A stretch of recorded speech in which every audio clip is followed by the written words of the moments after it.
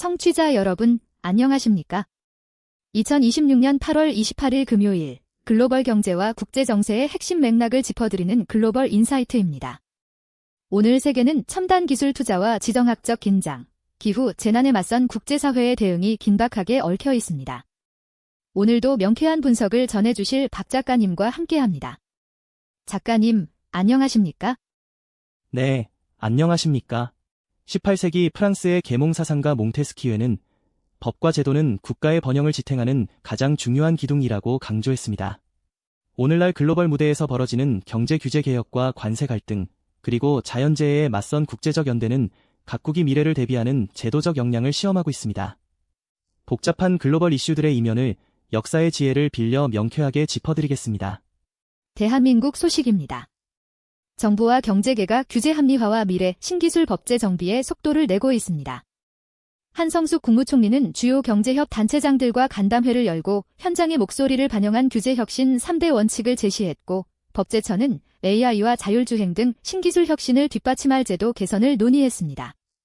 한편 한국갤럽 조사에서 이재명 대통령의 국정 지지율은 취임 후 최저치인 42%를 기록했는데요. 이러한 정책 흐름과 경제계의 우려를 어떻게 보십니까? 네, 신산업 육성을 위한 규제 완화는 과거 19세기 영국이 산업혁명기 붉은 깃발법 같은 낡은 규제를 철폐하며 기술 혁신을 주도했던 역사적 전환점과 닮아 있습니다.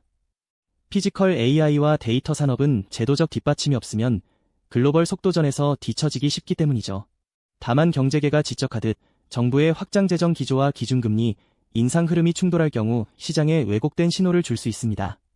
대통령 지지율이 조정을 받는 시점인 만큼 규제 혁신의 온기가 대기업뿐만 아니라 민생 현장과 서민 체감 경기로 실질적으로 스며들 수 있도록 정교한 정책 조율이 필요합니다. 미국 소식입니다. 도널드 트럼프 대통령이 캐나다와의 무역 갈등 속의 온타리오 호수의 명칭을 아메리카 호수로 변경하라는 행정명령을 내렸습니다. 한편 빅테크 기업 메타는 청소년 유해성 소송에서 최대 180억 달러의 합의금을 내고 심야 차단 조치 등을 도입하기로 했으며, SK하이닉스는 인디애나주에 40억 달러 규모의 반도체 패키징 공장 기공식을 열었습니다. 미국의 정치적 상징 행보와 기술 산업의 변화, 어떻게 해석할까요? 지리적 명칭 변경 지시는 19세기 제국주의 시절 강대국들이 패권을 과시하기 위해 영토와 바다에 자국 이름을 붙이던 상징적 지정학을 연상시킵니다. 캐나다와의 관세 및 무역 충돌 속에서 대외적 압박 수위를 극대화하려는 정치적 연출이죠. 반면 메타의 180억 달러 합의는 과거 1990년대 미국 담배 산업이 청소년 건강 이해성으로 천문학적 배상금을 지불했던 빅토바코 합의를 떠올리게 합니다. 디지털 플랫폼의 사회적 책임이 법적 규제로 안착하는 분기점입니다. 동시에 한국 기업의 첨단 패키징 투자는 미국 내 기술 공급망 요새화가 한층 견고해지고 있음을 보여줍니다. 중국으로 가보겠습니다. 대만 해안경비대 조사 결과 지난달 대만 근해에서 감지된 중국 선박이 244척으로 역대 최고치를 기록하며 군사적 긴장이 고조되고 있습니다. 외교적으로는 일본 의원단의 다카이치 사나에 총리의 대만 관련 발언 수정을 강하게 요구했는데요. 반면 경제면에서는 S&P가 중국의 국가신용 등급을 A+ 안정적으로 유지했고, 우주정거장 수리 임무 성공 등 기술적 성과도 이어졌습니다. 중국의 전략적 셈법은 무엇인가요? 군사적 압박과 경제적 안정성을 분리해 다루는 양면 전략입니다.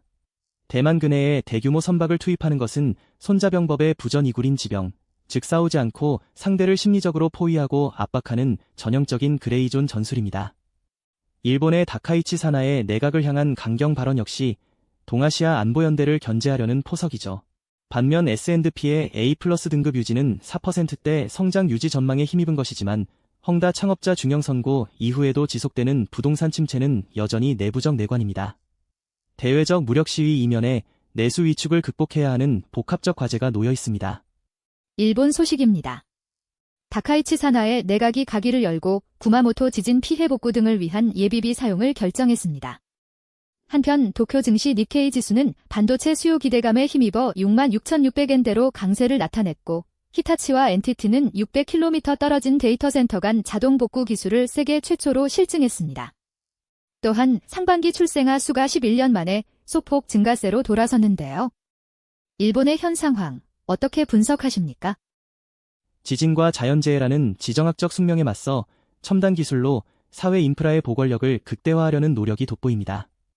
600km 데이터 자동 복구 기술은 1923년 관동대 지진 이후 일본이 재난 방제 기술을 비약적으로 발전시켰던 역사적 경험의 디지털 버전입니다.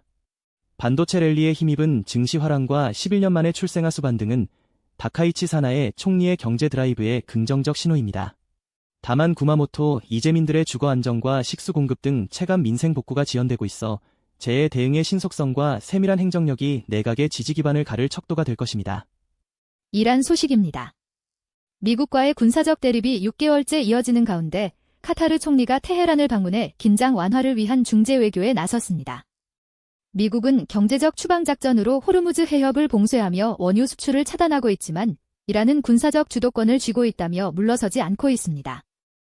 반면 장기화된 충돌로 내부 피로감도 커지고 있는데요. 이 긴장 국면의 본질은 무엇인가요? 현대판 소모전과 해상 통제권 싸움입니다. 역사적으로 1980년대 이란-이라크 전쟁 당시 걸프만을 둘러싸고 벌어진 탱커 전쟁의 양상과 매우 흡사합니다.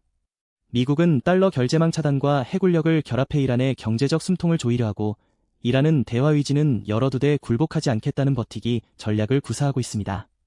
카타르의 중재 시도는 반가운 움직임이지만 반년간 이어진 봉쇄로 이란 내부의 경제적 타격과 시민들의 사회적 피로감이 한계점에 다다르고 있어 외교적 타협점을 찾는 과정이 매우 긴박하게 전개될 것입니다. 네팔 소식입니다. 히말라야 접경지대에서 발생한 빙하 붕괴와 돌발 홍수로 사망자가 470여 명에 달하고 1000여 명이 실종되는 참사가 발생했습니다. 도로 42km가 유실되고 발전소 등 핵심 인프라가 파괴되었는데요. 중국 시진핑 주석과 일본 다카이치 사나의 총리가 긴급 지원을 결정하고 한국 정부도 신속 대응팀을 급파했습니다. 기후 재난에 직면한 네팔의 상황을 어떻게 보십니까? 기후변화가 초래한 비극적인 환경 재난이자 전 지구적 연대가 절실한 현장입니다. 히말라야 빙하 붕괴는 지구온난화의 직격탄을 맞은 생태계의 경고로 과거 1970년대 아프리카 사헬지대의 가뭄 참사처럼 개발도상국이 기후 재앙의 최전선에 놓여 있음을 보여줍니다. 도로와 전력망 등 국가 기관망이 무너진 상황에서 주변국과 국제사회의 인도적 지원은 단순한 구호를 넘어 지역 안정을 지키는 필수적 조치입니다. 비극 속에서도 전 세계 네팔인 공동체의 자발적 연대와 지원 물결은 인류애의 소중한 힘을 증명하고 있습니다. 지구촌 곳곳의 주요 단신 전해드립니다. 첫 번째 소식입니다. 미국의 600개 이상 시민단체가 의회에 서한을 보내 국가역사보존법 조항을 무력화하려는 규제 완화 시도를 즉각 중단하라고 촉구했습니다. 과거 1960년대 미국의 급격한 도시 재개발 속에서 문화유산 보호를 위해 탄생했던 역사보존법의 근간을 지키려는 풀뿌리 시민사회의 저항입니다. 두 번째로 미국에서는 비영리 언론 단체 리포트 포 아메리카 기자 200명이 뉴올리언스에 모여 지역 사회 보도 강화와 저널리즘의 미래를 모색하는 연례 회의를 열었습니다. 디지털 미디어의 범람 속에서도 19세기 풀뿌리 지역 언론이 민주주의의 기초를 다졌던 것처럼 지역 밀착형 탐사 보도의 가치를 재발견하려는 뜻깊은 움직임입니다. 마지막으로 일본 기상청은 태평양 해상에서 태풍 23호 방랑이 발생했다고 밝혔습니다. 8월에만 10개에 달하는 태풍이 생성되는 등 이례적인 기후 변동이 이어지고 있습니다. 엘니뇨와 해수면 온도 상승이 맞물려 나타나는 이상 기후 현상으로 동아시아 전역의 철저한 기상 방제 대비가 요구되는 시점입니다. 오늘 글로벌 인사이트에서는 기술 규제와 통상 갈등, 그리고 국경을 넘는 기후, 재난과 국제적 연대 소식까지 폭넓게 살펴보았습니다. 박 작가님, 오늘 세계를 관통하는 핵심 메시지 한 줄 평으로 정리해 주시죠. 네, 로마의 철학자 세네카는 인간은 서로 도울 때 비로소 안전하다고 말했습니다. 무역과 패권 경쟁이 치열해지는 경랑 속에서도 재난 앞에서는 국경을 넘어 손을 맞잡는 인류애야말로 우리가 불확실한 미래를 헤쳐나갈 가장 확실한 나침반입니다. 갈등 속에서도 서로를 지탱하는 연대의 가치를 되새겨보는 뜻깊은 시간이었습니다. 청취자 여러분, 활기차고 의미 있는 하루 보내시길 바랍니다. 저희는 다음 시간에 더욱 유익한 소식으로 찾아뵙겠습니다. 청취해주신 여러분, 고맙습니다.